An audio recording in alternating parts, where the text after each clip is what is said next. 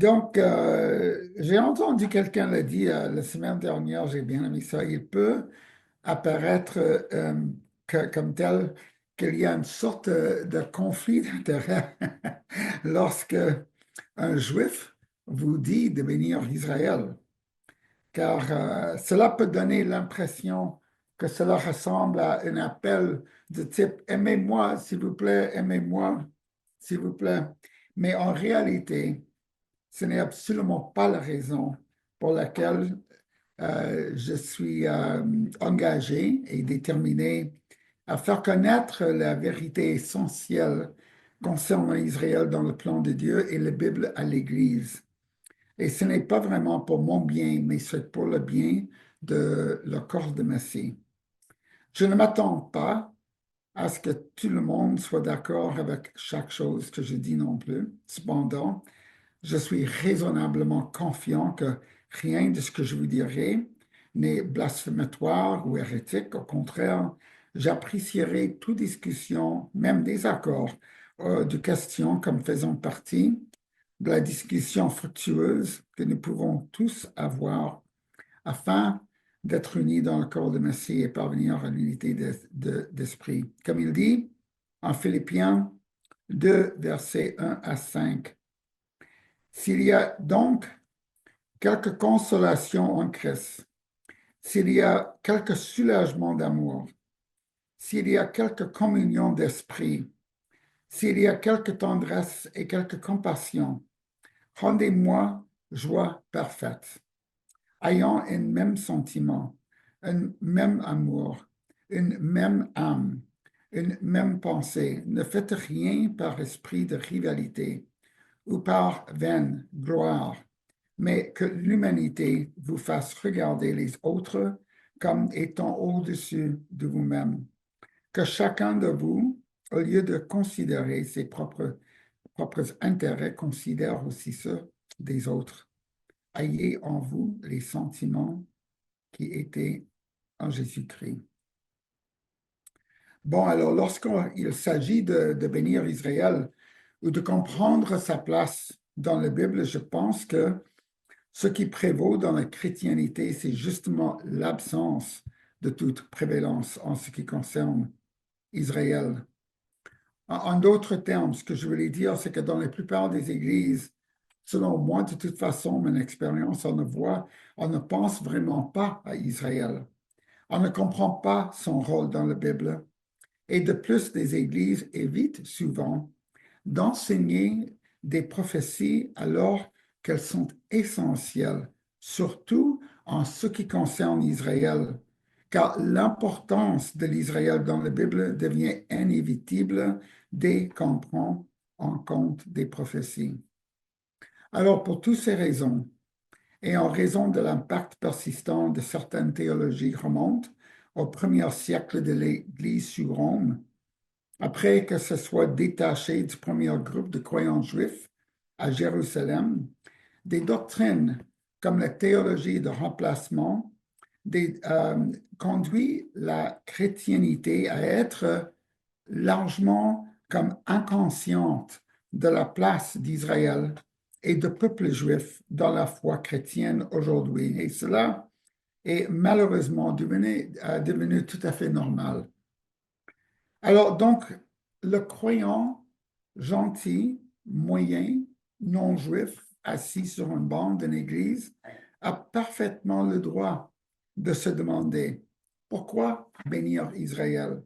Qu'est-ce que ça a à voir avec moi-même de toute façon? Et puis, je voulais aussi vous souligner que depuis la guerre le 7 octobre, il y a beaucoup des opinions qui sont dans l'Église, qui sont pour Israël, contre Israël, pour les Palestiniens, contre. Puis, il faut bien souligner que de bénir Israël et de rester à côté d'Israël, ça ne veut pas forcément dire que vous êtes d'accord avec toutes les décisions politiques ou militaires de Netanyahou ou de son cabinet ou l'État d'Israël, etc. Ça veut dire que on se reconnecte à nos racines biblique avec Israël. Et puis on comprend que spirituellement, c'est notre héritage, c'est la racine qui se trouve à la base, à la fondation de notre foi. Et mon but dans cette série est de vous aider à comprendre pourquoi Israël est tellement important pour le croyant moyen en Jésus, Monsieur Passepartout. Ce qu'il est plus important de savoir, comment vous pouvez appliquer ces informations à votre marche dans la foi en Christ et pour vous donner la base et la compréhension pratique nécessaire afin de vous équiper pour transmettre le message à d'autres, que ce soit individuellement, en petits groupes à l'église ou chaque fois que l'occasion se présente. Il y a beaucoup de travail à faire dans cet effort et les résultats les plus efficaces viennent du fait que chacun communique ce message directement aux gens un par un. C'est exactement comme pour l'évangélisation de l'Évangile. Les réunions de l'Église, les croisades peuvent rendre des résultats excellents, mais selon moi, ça me semble que le plus de personnes viennent au Seigneur grâce aux conversations individuelles, les échanges un par un, que par toute autre méthode. Tout d'abord, j'aimerais aborder une question fondamentale qui m'a souvent été posée. Maintenant que Jésus-Christ est venu et qu'il est mort pour nos péchés, est-ce que les gens de l'Église, gentils ou juifs, ne sont-ils pas le seul peuple qui compte devant Dieu maintenant? Ceux qui sont sauvés en Christ ne sont-ils pas désormais le seul peuple de Dieu? Pourquoi Israël compte-t-il plus aujourd'hui que n'importe quelle d'autre nation? Dieu n'en a pas-il fini avec les Juifs et Israël depuis leur rejet de Christ comme Messie? Avant de tirer cette conclusion, comme beaucoup le font, considérons les faits et les merveilles suivantes. Jésus était juif et israélite, et il retournera en Israël. Jésus, ses disciples et la plupart de ses premiers adeptes étaient juifs et vivaient dans Israël dans le 1er siècle. La Bible a été écrite par des juifs, pour des juifs, au sujet d'un Messie juif, incluant pratiquement tous les auteurs du Nouveau Testament. Si nous ne commençons pas à voir et à étudier les Écritures dans cet esprit, beaucoup des choses peuvent être mal comprises, manquées et mal interprétées. Comme il a été dit, la Bible n'a pas besoin d'être réécrite, mais il faudra peut-être le relire dans une perspective et contexte juif à l'esprit. La foi chrétienne est une foi judéo-chrétienne. Sans le judéo, il n'y a pas de chrétien et il n'y a tout simplement pas de chrétien. Pour moi, Jésus est la trait d'union entre les deux. Christ n'est pas le nom de famille de Jésus, c'est un titre qui signifie Messie ou Mashiach en hébreu. Le précepte d'un Messie fait partie de la pensée, de la croyance et même le vocabulaire hébraïque. Le mot Mashiach est d'origine hébraïque et le nom de Jésus peut sauver en n'importe quelle langue sur la terre. Mais l'hébreu, c'est la seule langue où le nom Jésus veut dire quelque chose. On trouve la signification de son nom dans la langue hébreu, Yahshua, salut de Dieu.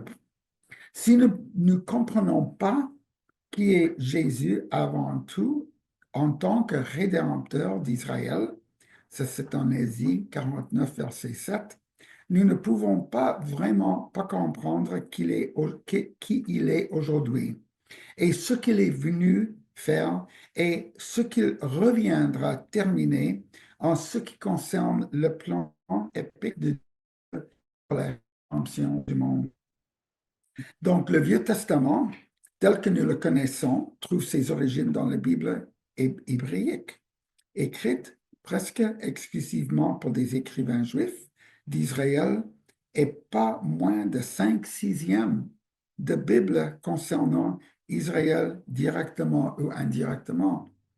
Dr. Arnold Fruchtenbaum, le fondateur de ministère Ariel, j'étais avec lui l'année dernière à Montréal et je lui ai posé cette question. Qu'est-ce que je dirais à un croyant gentil, typique, qui me demande pourquoi Israël? Pourquoi je dois me concerner avec Israël? Et ça, c'était sa réponse. Parce que 5/6 de Bible concerne Israël directement ou indirectement. Et dès qu'on commence à étudier la parole de Dieu, sérieusement, on ne peut pas l'éviter. La Bible hébraïque est la Bible que Jésus a lue et dans laquelle il a enseigné. Il n'y avait pas un Nouveau Testament pendant qu'il vivait. Comment pouvons-nous espérer saisir le sens véritable, le plus complet du Nouveau Testament sans l'Ancien Testament qui vient des Écritures hébraïques? Les mêmes Écritures que Jésus a lues et a enseignées et à partir desquelles Paul et les apôtres sont évangélisés. Jésus a dit, le salut est passé par Israël, en Jean 4, verset 22. Les païens sont greffés sur Israël, sur les promesses spirituelles et sur les alliances par la foi en Christ et deviennent des citoyens dans la communauté d'Israël avec le peuple de Dieu.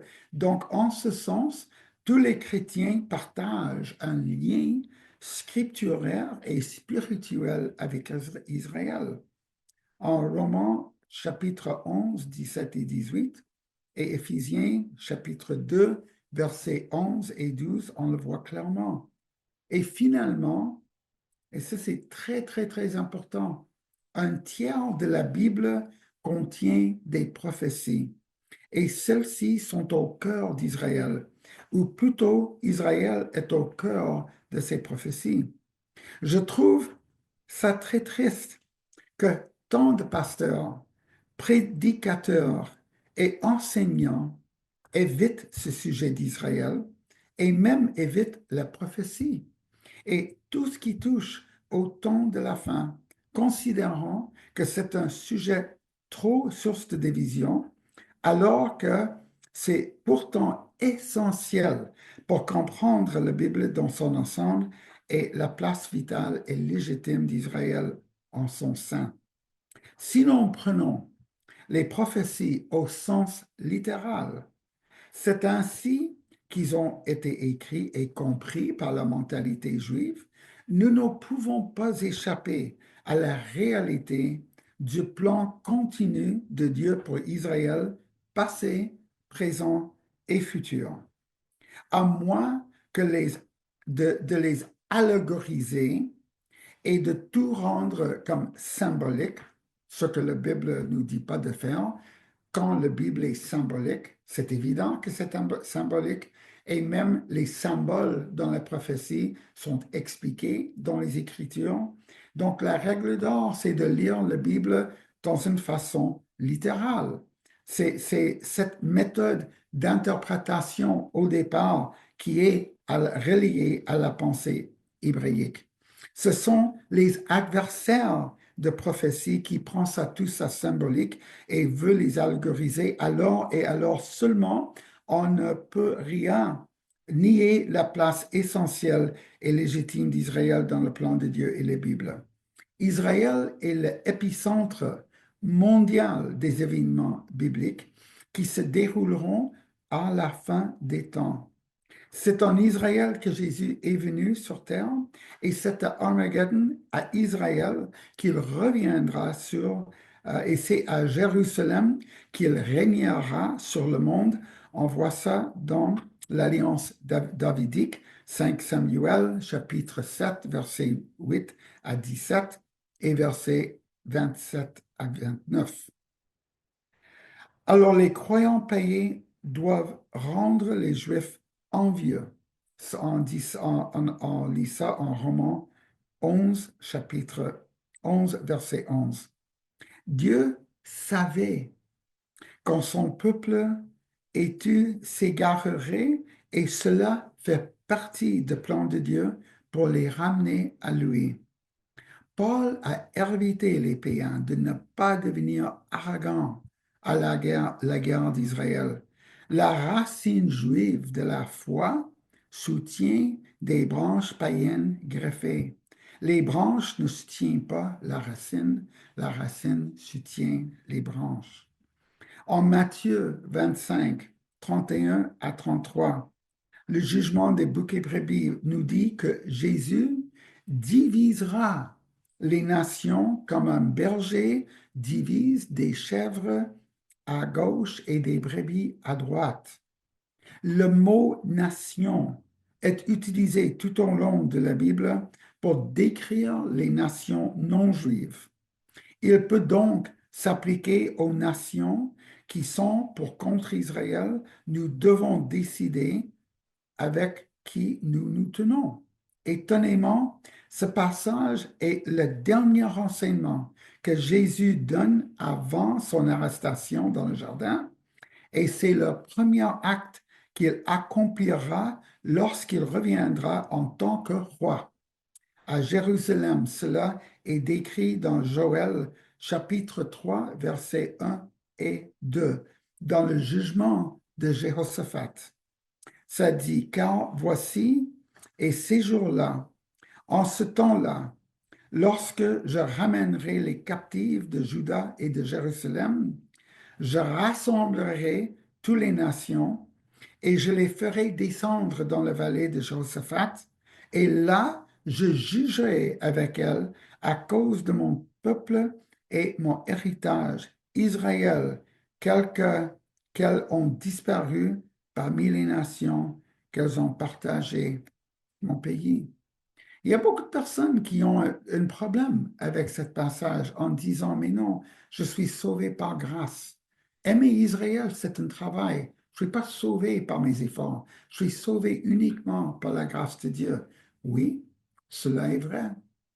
Mais moi, je constate qu'il y a des millions de chrétiens sur la terre qui ne connaissent pas Jésus. Peut-être ça va vous choquer, mais en Romains 7, Jésus dit, il y aura beaucoup de gens qui cogneraient à ma porte en disant qu'on a fait ci dans votre nom, on a guéri en votre nom, on a prophétisé en votre nom. Et Jésus va dire, je m'excuse, je ne vous connais pas.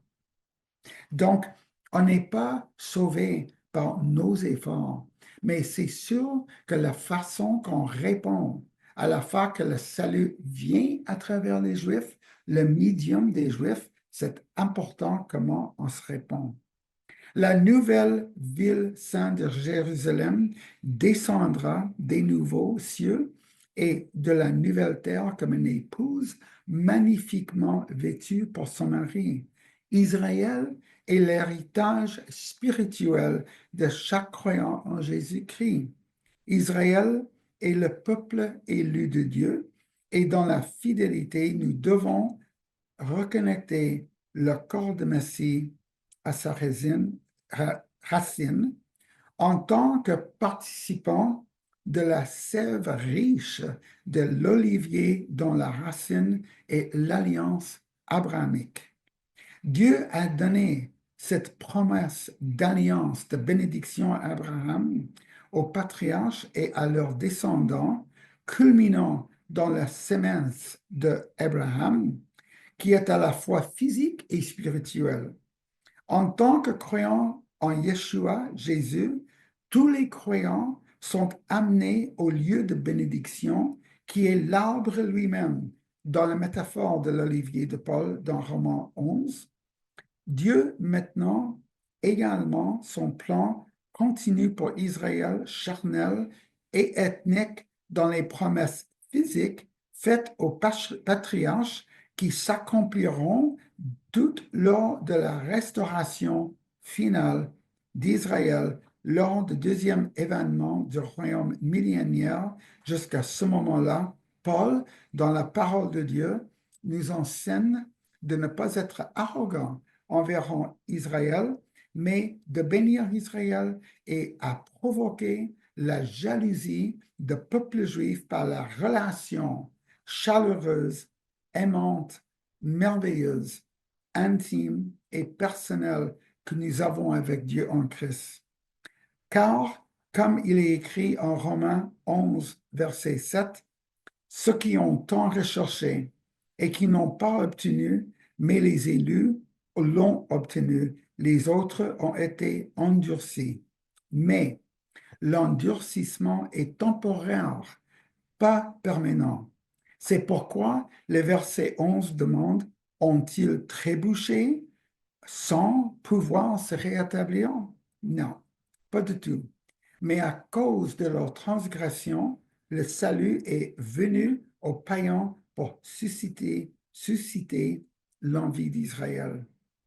Paul utilise le mot trébucher au lieu de tomber à dessein, car nous pouvons facilement nous relever d'un trébuchement, mais une chute, c'est plus permanente.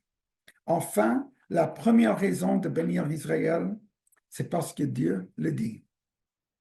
L'alliance que Dieu a conclue avec Abraham nous dit tous qui bénissent Israël seront bénis et ceux qui ne bénissent pas Israël seront maudits. Genèse 12, verset 3.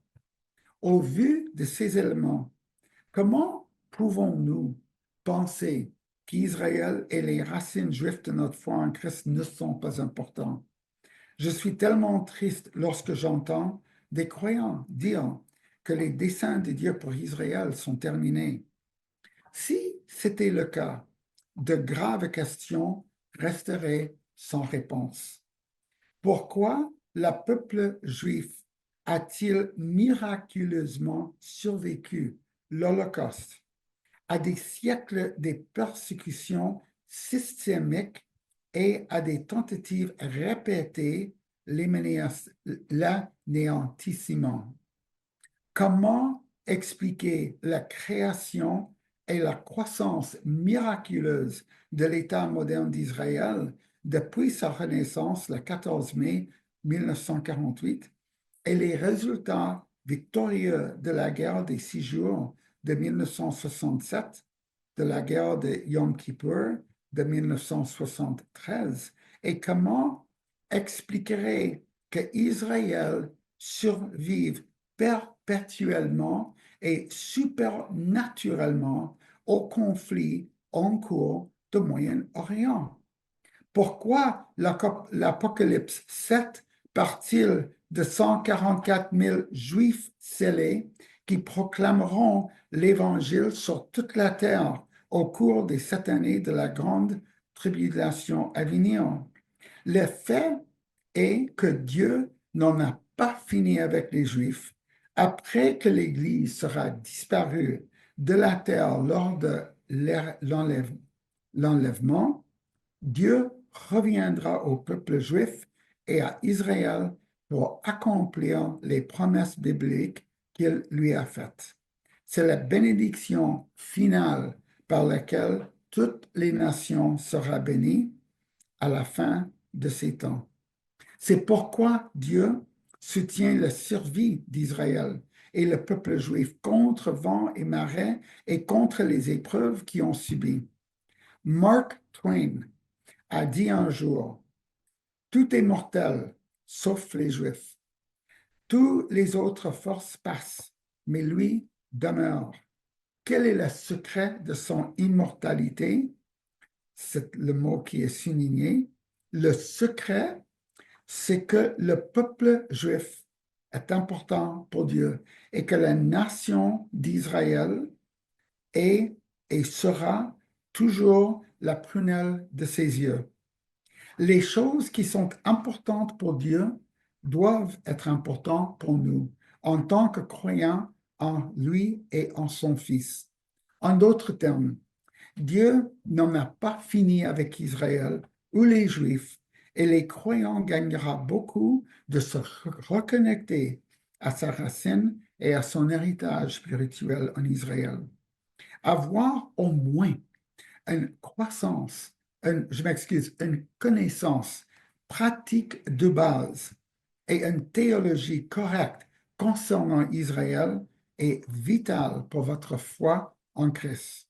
De nombreux chrétiens font preuve d'un amour et d'un respect profond pour Israël, et il y a beaucoup avec que je vois devant moi aujourd'hui, profond pour Israël et prient même pour la paix de Jérusalem. Mais certaines ne savent pas vraiment pourquoi nous devons faire cette prière. Mes objectifs pour cette série d'enseignements est de vous aider à comprendre et à transmettre aux autres les rôles distincts d'Israël et de l'Église malgré leur unité dans le Messie. Deuxièmement, le plan de Dieu pour la restauration finale des Juifs non sauvés et de Israël national, et la raison pour laquelle tous qui bénissent Israël seront bénis. Ce que les gentils doivent, peuvent et faire avec ces informations et comment l'appliquer dans une façon très pratique. Donc, voilà et merci.